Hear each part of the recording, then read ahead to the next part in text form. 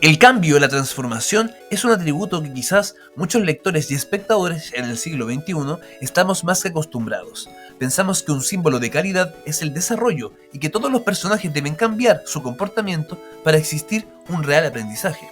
La verdad es que el desarrollo existe cuando la intención del escritor es demostrar las consecuencias del conflicto de su historia dentro de su mundo, por lo que el cambio y la transformación no pueden habitar en toda una historia.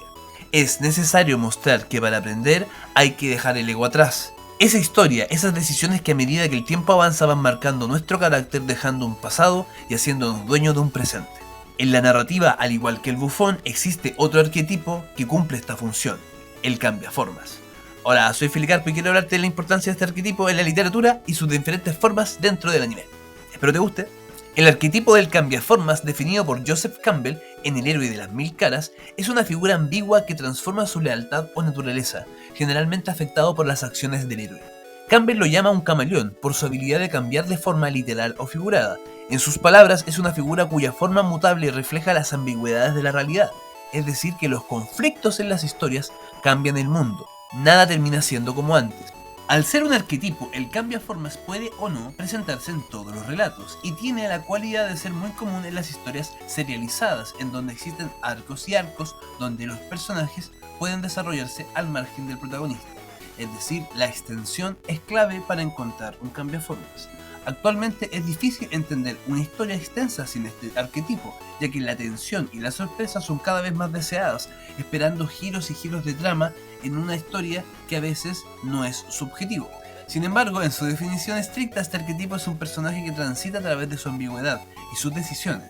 Puede ser desde ese personaje que no puedes categorizar en ningún bando, o también el personaje que nunca pensaste que cambiaría su forma de ser. Lo interesante del cambiaformas es ver cómo el conflicto de la historia lo afecta y lo lleva a hacerse preguntas, llevando su personalidad hacia lugares desconocidos. Es por eso que para que exista un cambiaformas, los personajes deben vivir eventos significativos que cambian su perspectiva, siendo un cable a tierra con la realidad o una oportunidad para ser alguien diferente. En síntesis, el cambiaformas es un personaje activo que toma decisiones y que en base a esas acciones cambia su entorno y con él su forma de ver la vida. Sin embargo, esa misma ambigüedad es la que nos lleva a dos causas del arquetipo, la desconfianza y la transformación. En la cultura pop, el cambiaformas adopta dos formas opuestas que las podemos representar con personajes ya conocidos universalmente. Anakin Skywalker en Star Wars es un cambiaformas clásico, de héroe a villano. El antagonista de la historia lo transforma en Darth Vader, para luego, en otro relato, ser transformado por su propio hijo para encontrar la verdadera redención. Por otro lado, Severus Snape en Harry Potter representa esta figura engañosa, un héroe escondido que simula siempre estar del bando antagonista, como dice Campbell. Una figura que seduce o engaña, para luego revelar el dolor de sus verdaderas intenciones. Desde la perspectiva y categoría del camaleón se ajusta más a la idea original de Campbell, un personaje que se oculta en las sombras y que no sabes dónde se ocultan sus reales intenciones, valores o deseos. Itachi en Naruto es una representación clara del camaleón, un violento asesino que no tiene forma aparente de ser perdonado por sus acciones, que además es la promesa jurada de uno de los personajes más importantes de la trama. Y aún así, el mundo de este anime logra demostrar que fue un títere más en los complots del poder para así asegurar el bienestar de su ser más preciado. La razón del nombre de camaleón tiene que ver con que su cambio o transformación es exterior y tiene relación con la percepción de la acción, no con la acción misma. Itachi oculta sus intenciones, miente sabiendo las repercusiones del mundo contra él, es decir, no cambia en un sentido literal, sino que el cambio o transformación viene del espectador, de cómo nuestros sentimientos colapsan entre la contradicción y la satisfacción de ver cómo la historia es consistente y emocionante. Por otro lado, una de las formas más naturales que podemos encontrar al cambiaformas en las historias es por medio de la transformación, es decir, por el cambio evidente del comportamiento en situaciones específicas que no quiebran ni contradicen la naturaleza del personaje, pero sí agregan una capa a sus valores y principios, que no estaban presentes cuando lo conocimos en la forma anterior. Es por eso que en general la idea del personaje cambiante o cambiaformas se ajusta a esta versión del arquetipo, que justamente crece en medida que los personajes que lo cambiaron en un comienzo están en peligro o dificultades.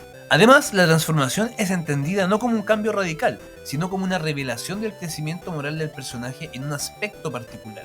cómo esas creencias fijas, inamovibles, son remecidas por otra verdad que lo cambia todo. Es esa valentía muy silenciosa y cascarrabias que le da un toque muy encantador en esos momentos de singular cambio a esta versión del arquetipo.